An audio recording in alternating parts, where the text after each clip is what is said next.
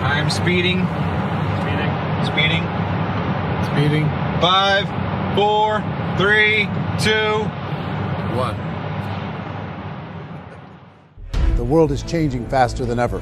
What used to take decades is now taking years or even months. What you see right now is the illusion that people have had for many decades about the workplace being this secure place to work the rest of your life. For the first time in the history of our nation, our children will not do as well as us. We've seen our friends get laid off. We've been laid off. We've had our pay cut. People are overworked and underpaid. They seem to have less time and less freedom.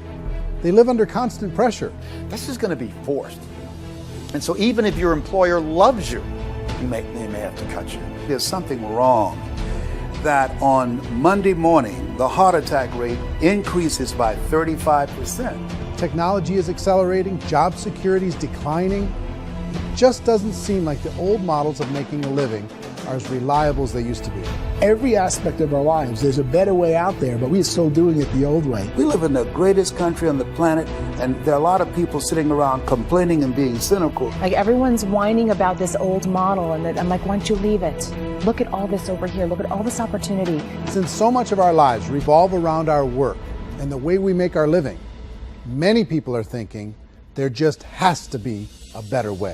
The biggest challenge facing our world today is not making money, is what are we going to do with all the displaced, unemployed people? People are afraid that they're going to make the wrong decision. People are afraid of the unknown. People are afraid that maybe I don't have the skills. Hey, sports fans, industrial age is over. It's dead. It's dying. That's why going to school to get a job is an obsolete idea. A steady paycheck is an industrial age idea. It's the search for answers that has brought us here together today. My name is Eric Worre, and for almost 30 years I've been an entrepreneur, struggling at times, but ultimately succeeding. As a best-selling author, speaker, and business owner, I've spent my entire career helping millions of people around the world to become entrepreneurs. And I believe strongly that there is, in fact, a better way when it comes to how we make a living. The career landscape has changed dramatically, and many are still working in a model that is completely out of date. What worked for previous generations isn't working as well for people today. In this film, we're going to explore 3 important questions. First, what's really going on in our working world today? Second, in this new economy, is it better to become an entrepreneur, or is it safer to work for someone else? And third, if a person decides to become an entrepreneur and start their own business, how can they do it without taking on massive risk? To help in this journey, I've brought together some of the greatest experts and thought leaders in the field of entrepreneurship to share the real facts with you. My intention is to give you new information that will allow you to make choices that are not limited by an old, outdated model. Let's start by understanding what's going on in our working world today.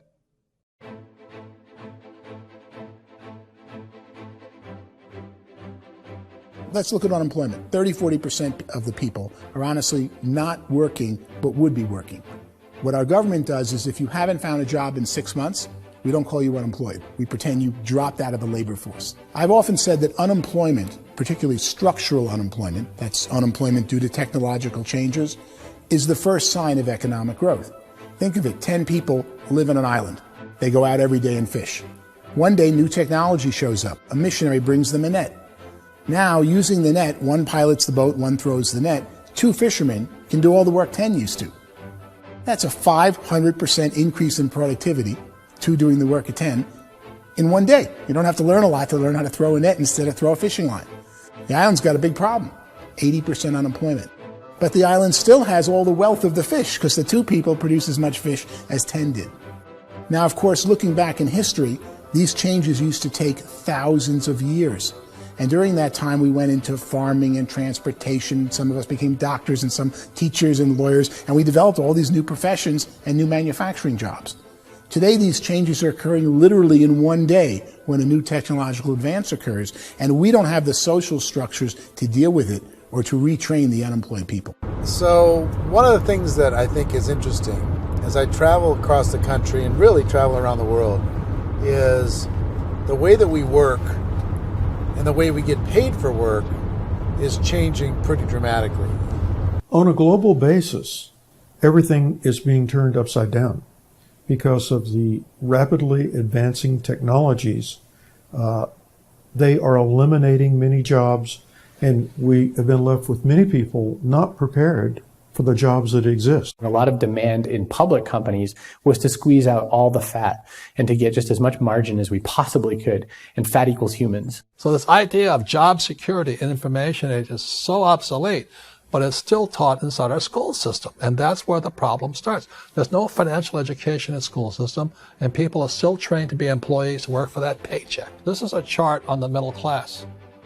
What's happening in the middle class, those that went to school, their incomes have been coming down for years. And parents still say to their kids, go to school, get a job. Now what happens to all those middle class people who are dropping off the ends of the chart? Well, they become what's called working poor. And this is what happens to working poor. But they say poverty is ending. Well, poverty may be ending, but working poverty is going up. And this is food stamp usage. So food stamp usage in America is going through the roof right now, because people cannot earn what they call a living wage. Most people have experienced financial pressures that I think are probably greater than they have been in the past. If you're not working for yourself, then it's going to be a pretty hard road for a lot of people. Today, if you're going to control your future, the 40-40 plan is gone, where you can graduate from college and get a job and work for 40 hours a week for 40 years. That day is gone. So some of these charts actually tell you what's going on. And this is a really interesting one. People are going back to school because if I go back to school, I'll get a nice job. But this is what's happening to, it's called Sallie Mae, which is the student loan guys. Student loan is going through the roof. It's now over $1 trillion, and student loan debt is worse than credit card debt. So when people stopped using credit card, the government got people into student loan debt. And the problem with student loan debt is you can never be forgiven. See, with credit card debt, you can declare bankruptcy and then all's forgiven. But student loan debt, you can declare bankruptcy, you still owe it. It's the worst of all debt. But this is the next picture. Look at this chart here. This is what's happening to wages of college graduates. It's going down. So you go to college, you rack up all this debt, but you earn less money. Now, that's not that intelligent. Average person who's been working a lifetime in America today is ending their lifetime at 65 with about $41,000 in assets. They earned just enough to survive. I think in the United States we have something like 17 trillion in debt. That's just the federal government debt. We got another 2 in municipal and in other, let's call it almost 20 trillion government. We've got 40 trillion in private debt. That comes up to close to 60 trillion.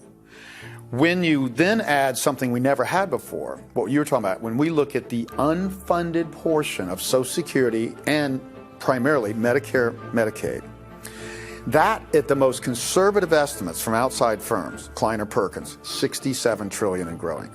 That's more than all our other debt. There's less conservative estimates that say it's 84 trillion or higher.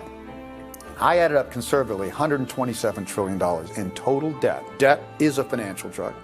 When you take it to excess, it's like taking a drug. Yeah, it makes you feel better, it enhances your performance, but at a huge cost, eventually it kills you. And so that's what happens. We keep doing more and more debt, and you get less and less results, just like a drug, until the debt gets so high that it crushes the whole system. That's where we're at, 8.2 times GDP. You know who I feel sorry for? I feel sorry for the person who dreads going to work, who is sick to their stomach on Monday morning, who hates their alarm clock, who gets a little glimmer of hope on a Wednesday because it's hump day and says, thank God it's Friday. And they live for those 2 days a week where they get to be themselves and they don't have to be around people they don't like, and they don't have to play the political game in the office, and they don't have to live this half life. The person that works 50 weeks a year just to be able to have the 2 weeks for vacation. And you know what happens to most of them nowadays? They don't have a vacation. They have a staycation. They have time off of work, but they don't get to go where they want to go Because they're overextended. They've got all this debt. They got all this situation. They hate their alarm clock. They can't sleep until they're done. They have to spend most of their life in traffic. I feel sorry for that group of people because there's a better way. They just don't know it. I see this really interesting attempt at rugged individuality in a 6x8 rectangle. And I feel like you're all the same, except for the little push pins of the pictures. There's different pictures. Yours is named Jenny and his is named Sujara, but it's the same people. And this is how they are, and they're just like the zombies, and there's no joy in there, there's no fun. There's always like the wacky woman who decorates her cubicle, and that's the most she can do there. You got to give her credits, right? The wacky cubicle woman. The basis for their life is worry. I'm worried, maybe I'll get fired. I'm worried maybe my company will go out of business. I'm worried I can't keep spinning the plates on paying the bills. I'm worried about how do I send my kids to college. I'm worried, what if the transmission of my car breaks? That's 2 or 3, I can't fix it. People live in a sea of worry, and it eats at them. Those signs that people held up during the Depression didn't say looking for gainful employment in a cubicle. It said looking for work. Work is what we're looking for. Job is just a unit of measurement. Work is what we're going after. It's time to look in the mirror and say, it's not the economy, it's my economy. It's my little world of where I am. I need to improve. I'm not going to wait for the economy to come back because, frankly, the economy is doing great in this country. So I'm here on Wall Street, the financial center of the universe, the financial capital of the world. This is where most people's money goes to at least be held for a time, right? With interest rates in banks being effectively zero, and many experts are predicting it's going to stay at zero for the next 10, 20, even 30 years, people feel like they don't have any choice but to put their future into equities, to put their future into the hands of other people on this stock market, and hope that the stock market goes up, hope that the stocks that their advisors pick or that they pick goes up. That's one way to go, I guess. It's my personal belief that if you put your future into the hands of yourself, in other words, you have earning power by yourself, I think you're a better investment than these guys. I think you controlling your future is a better option than handing over your retirement to these guys. The average household income in the United States is approximately $50,000 a year, what they call the middle class. To reach the top 25% of income earners, you'd need to earn at least $90,000 a year. To reach the top 10% would be a household income of $140,000, the top 5%, $190,000, and to be in the top 1%, you'd need a combined household income of at least $380,000 a year. So here's the question. What do you think would give you the best chance to move up and get to the top 10%, the top 5%, the top 1% or beyond? In my opinion, and in the opinion of many, many experts, the answer is to become an entrepreneur, to become your own boss. I think you have to be a business owner. I can't, the only time I ever say to someone it'd be great to be an employee is when they've already told me they've surrendered. I only tell people who are wounded spiritually that they should be an employee. And it's that feeling that you get when you pick up the backpack off the little Cub Scout and say, "Don't worry, little guy, we'll get you back to the camp." It is in no way a kindness when I tell someone they'd be a great employee. The other status symbol really increasingly is lifestyle. People who can own their own business, maybe even work out of their house, that I tell you, people admire that. Like, gosh, I wish I could do that. The spirit of the entrepreneur is to be a risk taker and to be resourceful and unstoppable and to have a vision of yourself beyond where you are and not willing to settle for life as it is. You think about the great entrepreneurs, they're visionary, they have heart, they're willing to do today what others won't so they can do tomorrow what others can't. Personally, I don't think of the new economy, the old economy. I create my own economy. The entrepreneur's in control. I decide what the economy is going to be like. In the world of entrepreneurship, there are no limits. You can make as much as you want, depending on how much you want to work and how smart you are and how great a team you put together. There's no more lifetime rewarding business than being an entrepreneur. Why in America, where anyone could be anything, would people want to give up their freedom and become effectively a modern-day slave, told shut up and be here every morning at 7:30, leave at 5:30, and do what I tell you? If people decide to become an entrepreneur and work for themselves, they have some traditional options, but they're riskier than you might think. Any kind of a retail business, retail build-outs is extremely expensive. Even just these small little yogurt stores where they're putting little yogurt machines and you get all the different flavors, you're spending $200,000, $300,000, $400,000 to open a yogurt shop. I would love to buy a Dunkin' Donuts, but it's $500,000 or so to start. I don't quite have that just-in-case money. Risking lose it all, and most guys do 2 or 3 times, and even big guys like Branson, because I'm such a fan of his, half his companies don't work. If you make $1 million, your problems are going to go. If you make $1 billion, your problems are really going to go. Just the opposite. You and I know when you're making $1 million, you get $1 million responsibilities. You make $1 billion, you got 1,000 times $1 million responsibilities. And most people say, I'd love to be my own boss. 70% of Americans would love to be their own boss, according to recent polls. But they don't know how to get there. Because what are you going to do? One, you could buy an existing business. If somebody's selling an existing business, you have to ask why. Usually because it's probably hard. It's probably not making as much money as they hope. 2, they could buy a franchise. A little less risk, proven system, but it's expensive to be able to do that. 3, they could start something from scratch. And that's where a lot of people feel like, I don't have the chops to do it. I don't have the money. I don't have the product idea. I don't have the expertise. I don't have whatever it's going to take to be able to get there, and I can't risk my family to do it. So, 4th, they could become an investor. A lot of people in this town invest to try and figure out a way, but you got to be pretty smart with that game too, right? Venture capitalists, who are the very best and most sophisticated in investing in new breakthrough businesses, make it on 1 out of 11. That means 10 out of 11 are mediocre or fail. Most of them fail. That's the risk there. An angel investor is lucky to get 1 out of 15 or 20. A business is a team sport. Like, I have to have accountants, I have to have engineers, I have to have system designers, I have to have sales, marketing, I have to have accounting, I have to have mission statements, I have to have legal and all that. The average Joe Schmo, even me, I go out there, I don't have the skills to put a business together. I think the bottom line for the 4 traditional options is they take money, sometimes a lot of it. They take expertise, and they take time.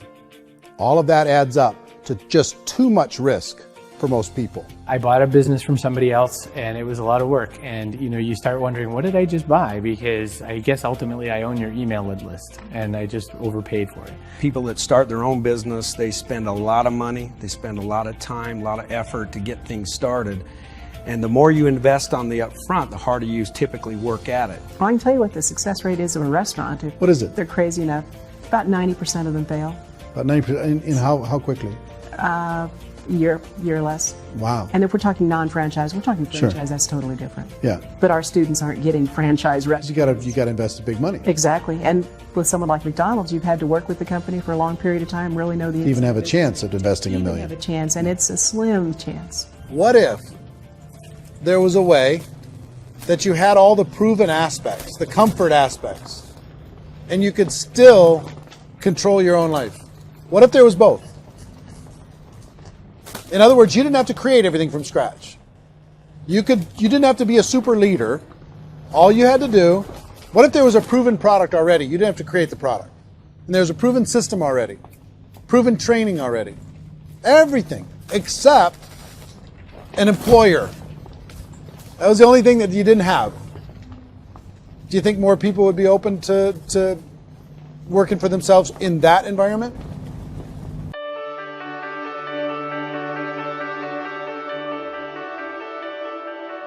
In our search for a better way to make a living, we've come to the conclusion that becoming an entrepreneur is actually safer than being an employee. And through our look at the entrepreneurial options, one particular path kept coming up from expert after expert. And I think most people will find it surprising because it's certainly a non-traditional business model. That model is for people to start their own business and become an entrepreneur through the creation of a network marketing business. Some people call it direct selling because the product is being sold directly from the manufacturer to the end consumer, cutting out the middlemen. Other people call it multi-level marketing, or MLM, because there are multiple levels of commissions paid. The most common term today is network marketing, because network marketing best describes using a large group of independent distributors, independent entrepreneurs, to move a product or service more efficiently. So my friend here, Donald Trump, and I, we always write about the network marketing industry. And the reason we support the network marketing industry is because it really is a business school for entrepreneurs. Because most people come out of school looking for a paycheck. Oh, that's terrible. I went to network marketing like that. I think if it didn't exist, we should invent it. It is that good. I think direct selling is a great way to do business today. It's very easy to get into that industry, and you can be self-employed, be in effect an entrepreneur. When we see multi-billionaires adding network marketing companies to their portfolio of companies, that would be a clue. When we see people who are very famous authors and very famous business people endorsing the industry, that would be a clue. These network marketing companies aren't $50 million companies. They're billions and billions of dollars. They lead the stock market. They're major companies. When we're going to get it? You know, and you're going to school to work for a paycheck. But if you want to be rich, be an entrepreneur. And network marketing gives you the spirit to be an entrepreneur. A traditional company will spend up to 50% of their total revenue on marketing. Network marketing companies use a different approach. Instead of having all that extensive marketing expense, they utilize a network of independent distributors to do the marketing for them. Now, why do they do this? First, because word-of-mouth advertising is so much more effective today than traditional media advertising. Second, some products need to be explained or demonstrated, and an independent salesperson can do that more effectively than an ad campaign. Third, it's completely efficient. The company only pays for the marketing of their product if a sale happens and not before. Imagine if Amazon allowed you to become an independent distributor and paid out 40% of its revenue to that distributor group. All you had to do as a distributor was recommend a product, and if a person bought it on Amazon, Amazon would take care of all the logistics